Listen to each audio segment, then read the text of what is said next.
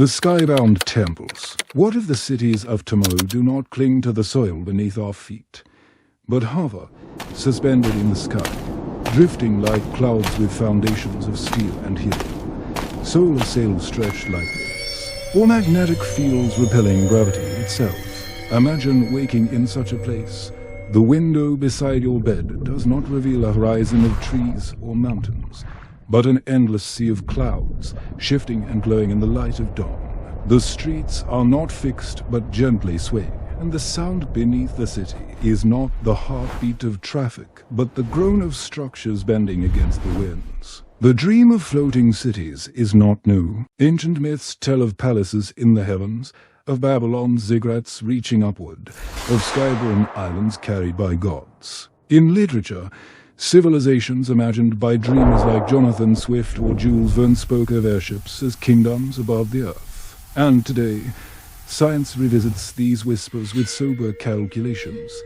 Could a city truly rise, anchored not to ground, but to the air itself? Consider Venus. Its surface is a furnace, hotter than any forge, pressure crushing as deep oceans. Yet, 50 kilometers above those choking clouds, the temperature cools to something Earth-like. Scientists have whispered of floating colonies here, giant balloons filled with breathable air, lighter than the surrounding carbon dioxide, drifting like modern clouds. Imagine cities swaying in Venus's skies, harvesting sunlight filtered through sulfurous mists, looking down upon a world they could never touch. All of itself. Architects already draw plans for airborne habitats, skyscrapers tethered not to land, but to blimps, their foundations buoyant in the stratosphere. These designs are not only fanciful, they respond to crises. Rising seas swallow coasts,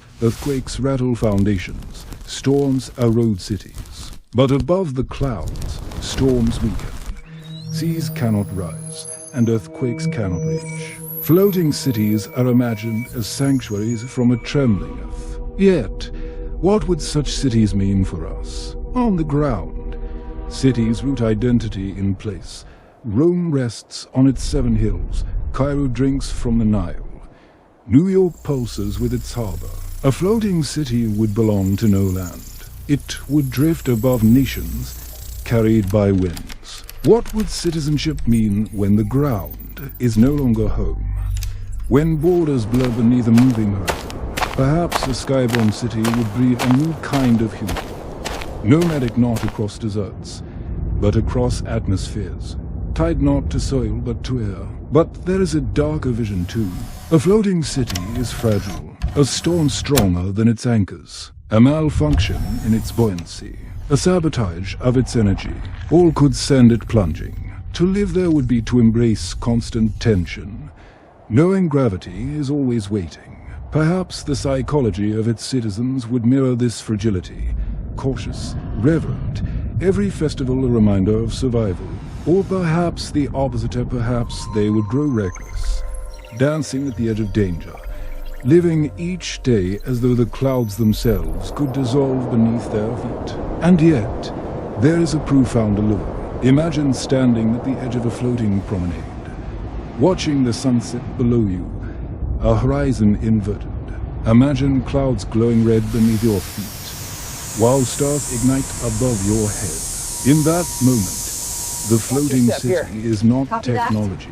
It is temple, a place where humanity leaves the ground, and in doing so, becomes something both familiar and strange. Perhaps one day, when Earth's coasts are swallowed and deserts stretch farther than maps, humanity will look upward and whisper, "The ground has betrayed us, but the sky still holds us."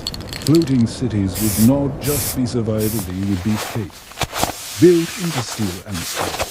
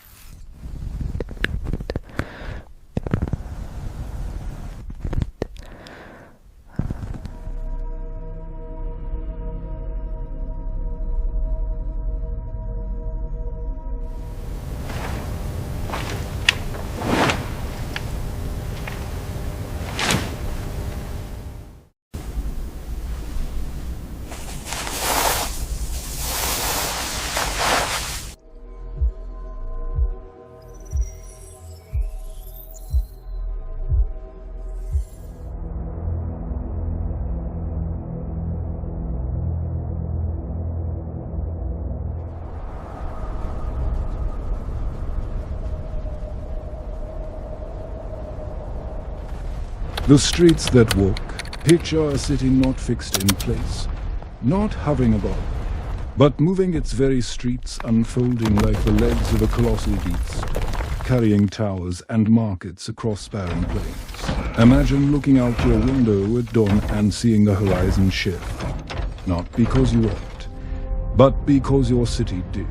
The ground trembles faintly, gears hidden deep within the earth churning, as if the landscape itself were alive beneath your home. This is no mere fantasy. Already, whispers of such visions haunt our stories. In myth, we hear of Babel's ambition to climb the heavens, but also of cities cursed to wander forever. In modern imagination, science fiction has given us tales of traction cities, massive machines lumbering across wastelands, devouring the ruins of others to sustain themselves. But speculation is not only literary.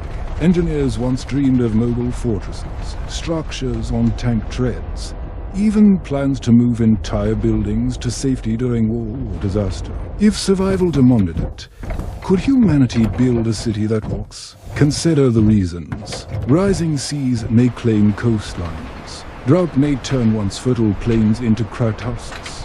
Earthquakes may fracture foundations. What if, instead of abandoning a city, absolutely beautiful, we simply let it walk away?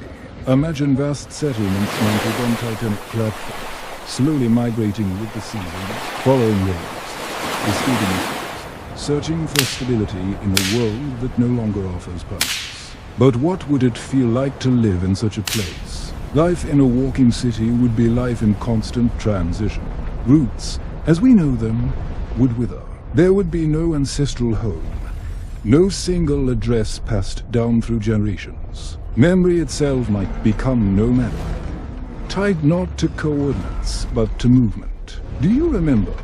Someone might say, when the city walked along the coast, and the sea glowed silver beneath us, identity would shift from land to path, from place to journey. Yet, walking cities would demand a terrible hunger. To move such vast structures requires energy, fuel, endless resources. Imagine colossal furnaces fed by biomass, all engines powered by solar rays spreading like wings across regions. Perhaps walking cities would consume landscapes as they moved, harvesting everything in their path. Would humanity, in its quest to survive, become a parasite upon the earth, gnawing at the very body that walked? Or would we invent more harmonious solution cities that walk gently, powered by winds, tides, or fusion suns humming quietly within their cores? And with mobility comes conflict. Imagine one city encountering another. Do they trade, their towers opening like ships to exchange goods and culture? Or do they compete, grinding across battlefields, steel titans clashing for territory and resources? History tells us that wherever humans move, they collide. Nomads meet settlers, empires meet rivals. Walking cities might repeat this eternal story. Only magnified conflicts not of villages or nations, but of civilizations mounted on legs, moving across the bones of the earth. Yet there is beauty in this vision, too.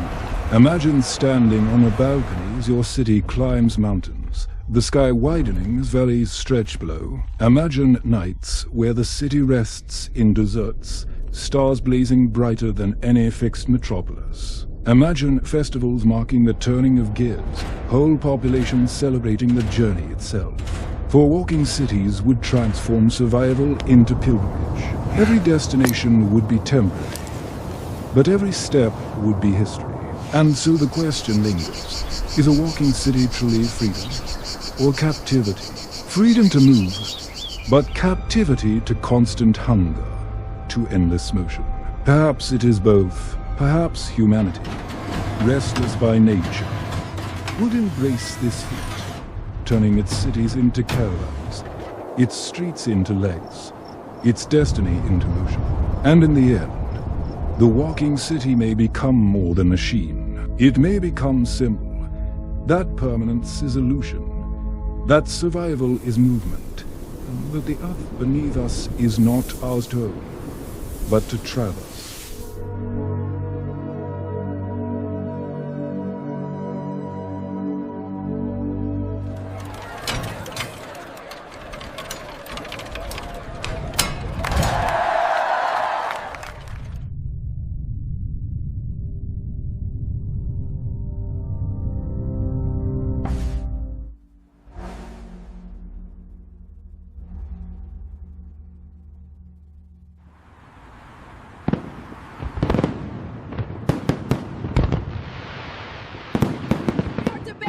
freedom of motion, and we have to ensure it for everyone. The ability to move freely is a fundamental right.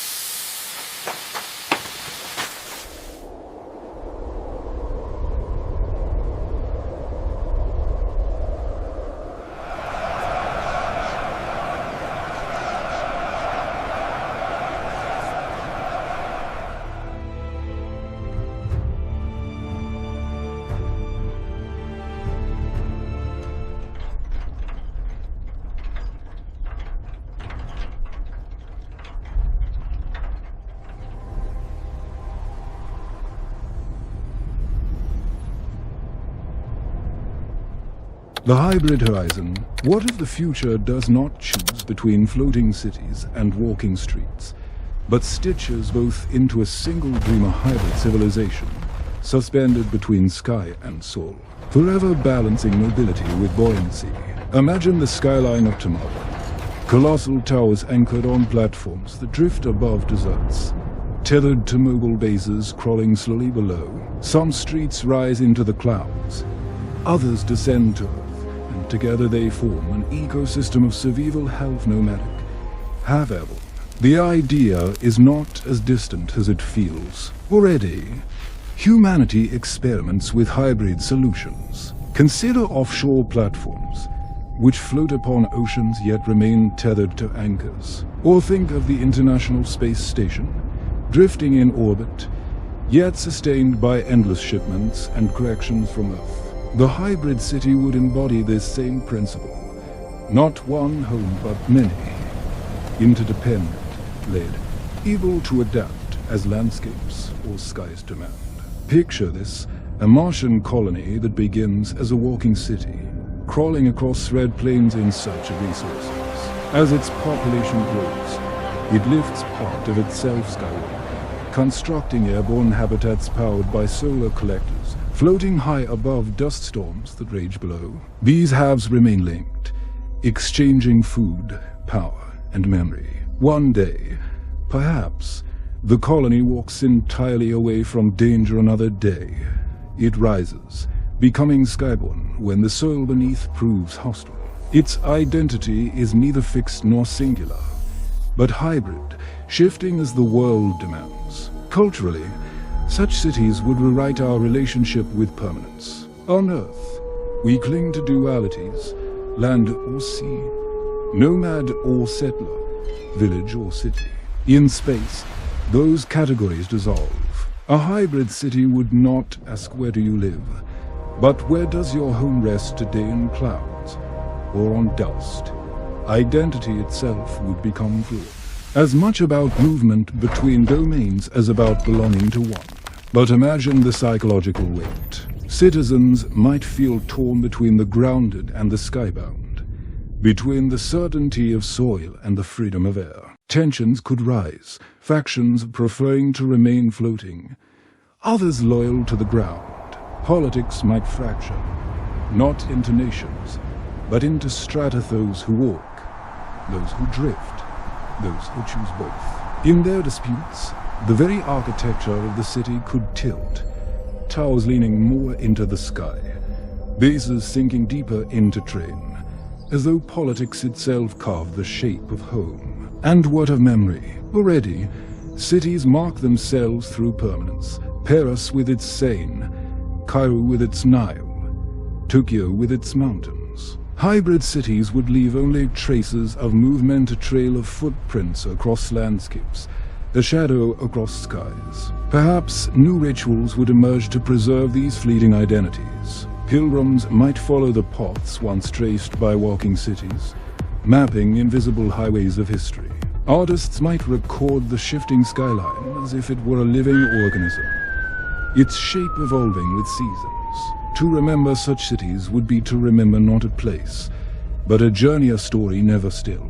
Technology would sculpt the details. Imagine fusion reactors suspended in floating towers, their waste heat vented into upper atmospheres. Imagine regolith harvested by walking bases, fed upward through magnetic pipelines to construct new airborne structures.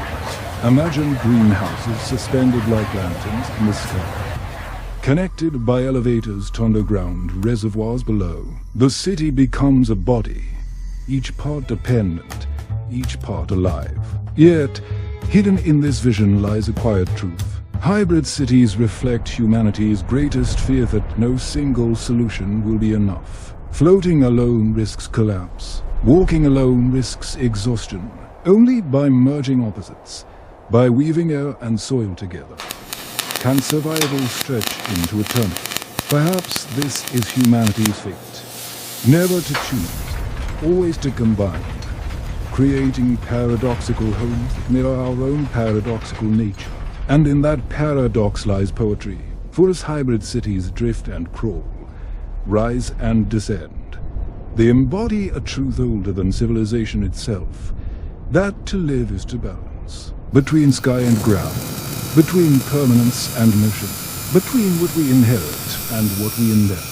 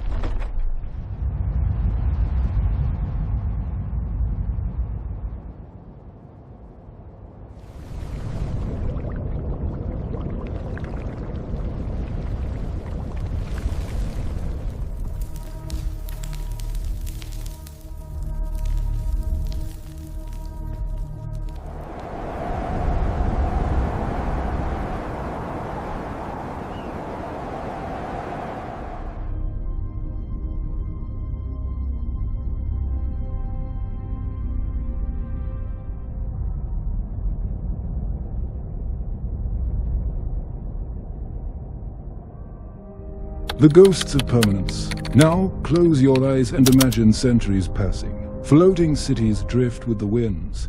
Walking streets carve paths across continents. Hybrid metropolises stitch air and ground together. And then silence. The machines falter. The populations move on. The winds shift.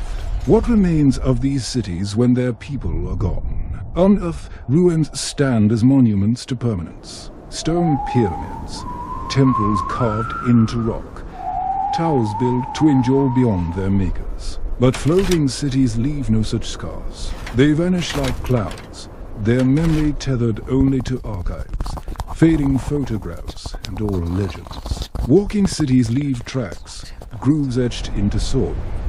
But storms erase them, vegetation swallows them.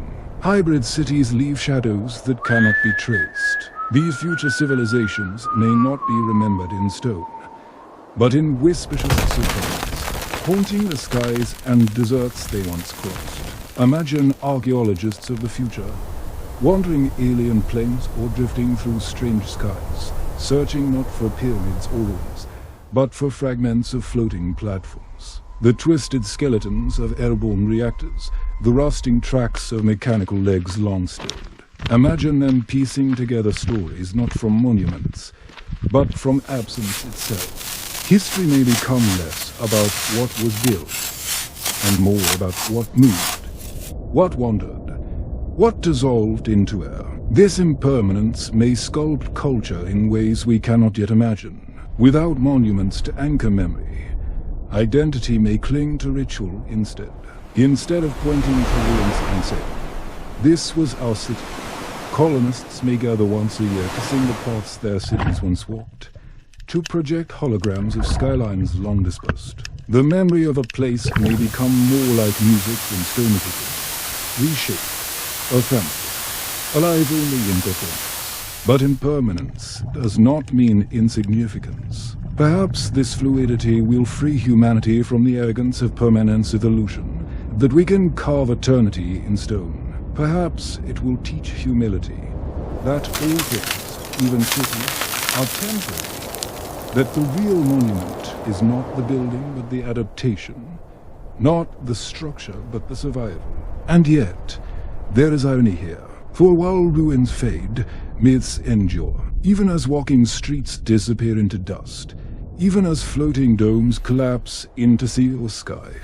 I wonder what this city was called. Martian children may speak of the city of winds that once sailed above the Vales Marinas. Titan colonists may whisper of the great marching colony that walked across methane plains. These myths will outlast the structures themselves, as myths of Atlantis or Babel outlasted their stones. In this way, floating cities may achieve a kind of permanence greater than ruins' permanence of legend. So perhaps the ghosts of permanence are not hunting at all, but liberating. Perhaps humanity's future does not need stone pyramids or marble columns to endure. Perhaps it will endure in stories, in rituals, in the fragile thread of memory. And when future historians ask, what was the greatest monument of these people? The answer will not be a town or a temple, but a truth that they survived by refusing permanence, by becoming as fluid as the worlds they inhabited.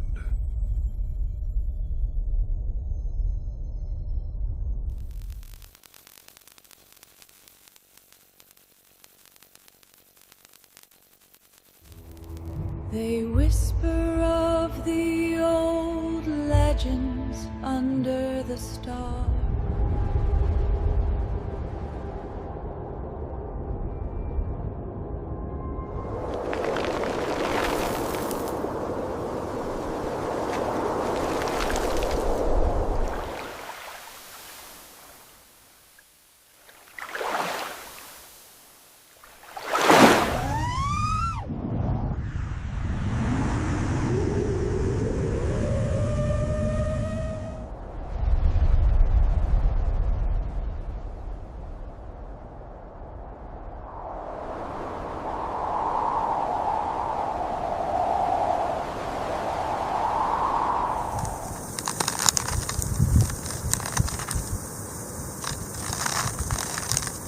This is our new beginning. Look. Wow.